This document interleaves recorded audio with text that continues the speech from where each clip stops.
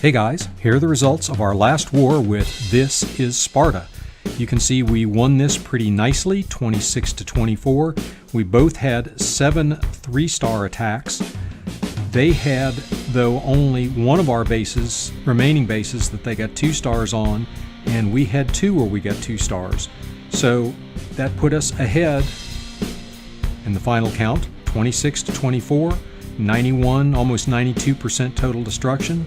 A good war. We had some bases we couldn't quite clean up, but they had a couple that were difficult for us, just like we had a couple that were difficult for them. So these are the kinds of wars that are fun. This first attack is Muza bringing a queen walk-valk charge on this town hall line. Now, why is this a perfect attack? 2 reasons. One, it's got those low-level purple walls, and the valks can pretty much melt through those. And the other is, look how he sets his funnel. Those 2 sections of the base that protrude out create almost a natural funnel. They got that big block of open space. So once he clears these last 3 buildings outside, once he drops his valks, they're going to have nowhere to go but into the core of the space. So he drops a bunch of wizards, make sure he gets his funnel set. Great funnel there. Valks, where are they going to go? Right straight into the middle toward the town hall. Perfect placement on a jump spell, a rage spell to take out all the stuff in the middle shooting at his valks. And you can watch the valks just absolutely wreck this space because these walls hardly slow them down. If you're Town Hall 9 and you still got purple walls, you need to be working on that. I know it's tempting to put all of your gold into just defense upgrades, but you got to get those walls in better shape, or somebody's going to come along like this with a decent valks and just crush you.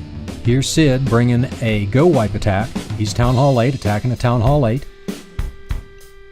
Now, why is this a good attack on this base?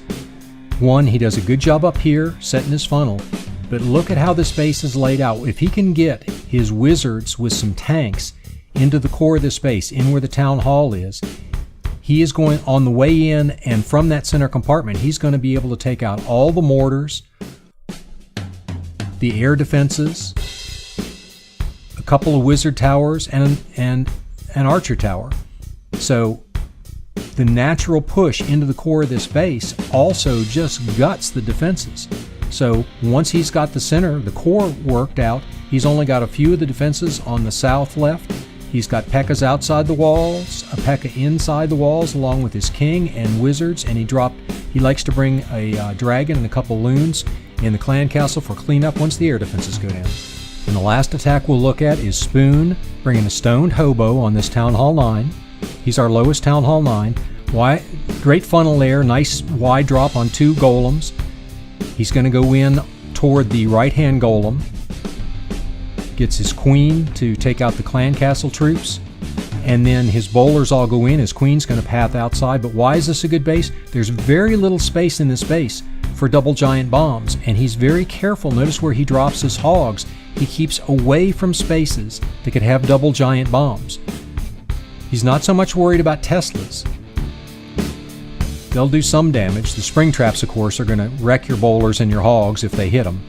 But he really wants his hogs to stay away from any place where there might be a giant bomb or a double giant bomb, and he just rolls through that base in record time. Here's a quick wrap-up of what the 2 clans looked like. It looks, in fact, like they might have been a little more advanced than us on a couple of their higher-level town halls, but in point of fact, they had a couple of 10s that were, other than the town hall, were just Town Hall 9s. They did have a slight advantage in bowlers and miners, but no big deal. This was a very fair matchup, I think, for them and for us, and it was just a matter of who brought their best attacks on that particular day. So, great war, guys.